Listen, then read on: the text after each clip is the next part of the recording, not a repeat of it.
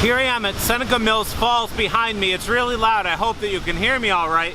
But it seems like an appropriate place to talk about the heartbreaks that are fueled by busyness here in this place. It's the site of the first mill that was built in Western New York in the 1700s. Heartbreak can humble you. I think that's a good option, humility. But heartbreak can also break you and push you to quit. Heartbreak can also add fuel to your busyness and consume you. Steve Jobs was known for being very direct in his communication. He was also known for lacking the ability to be personable because he was so very direct. He often said that focusing is all about saying no. And he's a great example of working to limit busyness. Steve Jobs' reputation was a result of saying no all the time. Not to be mean, but to allow him to have the space and the time to be innovative and creative and to focus the core innovations of his business, Apple. Steve Jobs was by no means a people pleaser, but instead he channeled his time and his energy into making a difference. And so I wonder now if any of these heartbreaks are currently driving you. The first is the heartbreak of lack of control. Control is, when you get down to it, it's really an illusion. We do more, we accomplish this or that, and we think we're in control. And eventually, cracks begin to appear in this illusion, either for us or for those that are around us. We think that we have control over our own lives, and we buy into the fallacy that we can have control over the lives of those around us as well. It's so tempting to think that if I do X or Y, that it could make something else happen that will change this person's mind so that they think the way that I want them to think. And the result is that the pace of life is constantly quickening and busyness increases because we are constantly trying to control more.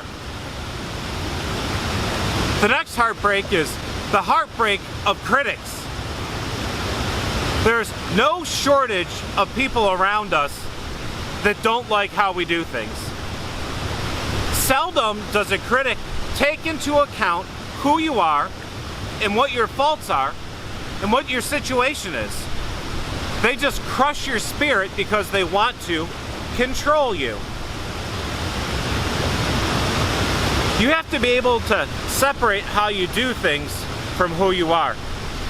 In order to avoid more criticism, then maybe you work just a little bit harder and a little bit more, doing more, to please those critics. And it's a never-ending cycle, and it's exhausting. Which actually leads us to our next heartbreak, exhaustion. The to-do list is ever growing. Will I ever work it down? There are too many details, too many plans, and too many events to keep up with. And just as you get caught up, then another challenge comes along. It makes me think of work at home. I have a honey-do list of things that I'd like to accomplish, but then other things constantly every day are popping up and breaking.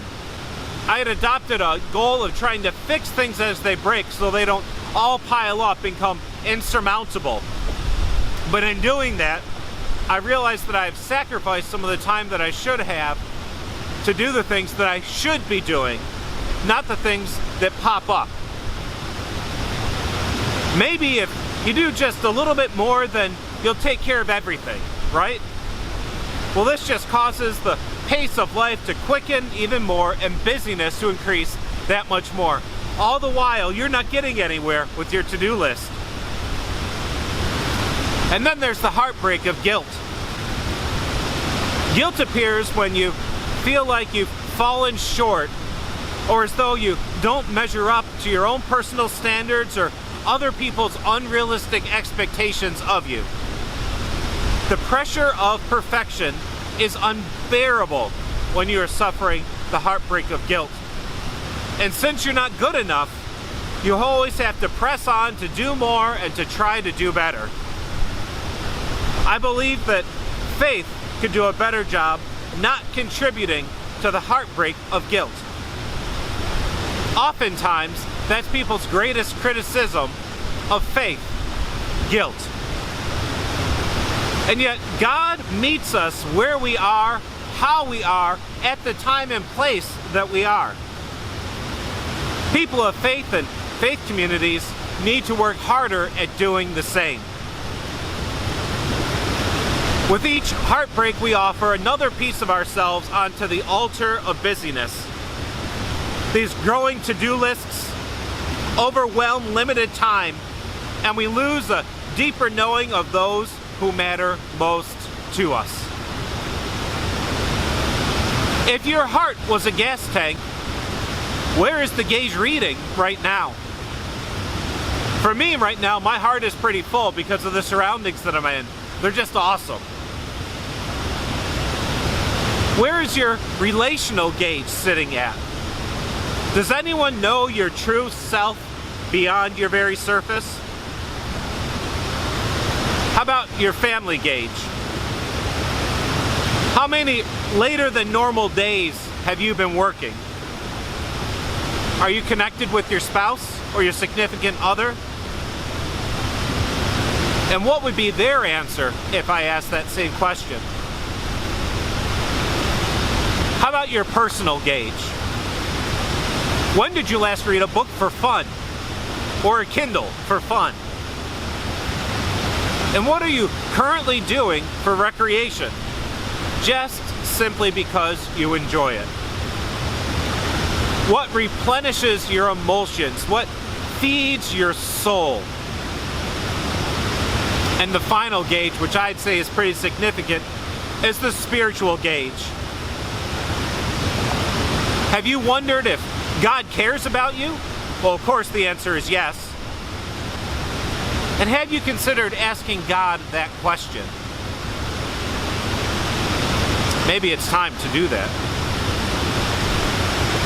In the Pixar movie The Incredibles, at one point, the villain plots to turn everyone into a superhero because when everyone is super, then no one will be. And when everything seems important, then nothing will be. When everything seems urgent, then nothing will be. When life is full of platitudes and yeses to acquiesce to people, then we lose our purpose and our focus for what it is we are supposed to be doing. You do everything and yet you accomplish nothing. You become increasingly busy, creating an increasingly shallow life because you don't have the time to go deeper. Saying yes to everything means saying no to what is really most important in your life. Things such as self-care and tending your heart. Health, including emotional, mental, physical, and spiritual health. Relationships, that is what life is such about, is relationships. Personal growth and some personal time. Constant yeses, they just make me tired. Frequently they make me lonely. They almost always make me feel distant from my loved ones. And they make me very, very busy. Busyness and a constantly increasing pace of life cannot be sustainable over the long haul of life. Not without personal and relational damage, or collateral damage, right? The unintended damage by the original action. Just remember, friends, that you can still be a good person, right? Everyone wants to be a good person with a kind heart, and you can still say no. So as we continue our journey here down the trail, we're going to continue our journey together to learning better how to say no. This has been your dose of encouragement from Wesley's Place.